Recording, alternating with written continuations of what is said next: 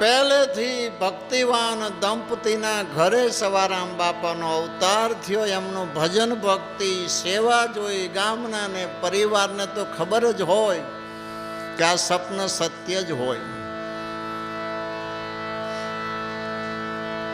હવે જો આ વાતચીત ચાલે છે ત્યાં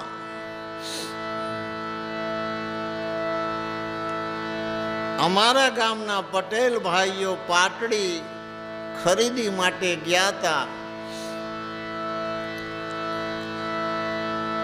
ત્યાં વેપારીનું રૂપ લઈ 5 મણ બાજરીને 1 મણ મગ આપીને કીધું કે આ સવા ભગતને આ પહોંચાડી દેજો ને મારો સંદેશો દેજો ભગતને કે આ સદાવ્રત ચાલુ કરે.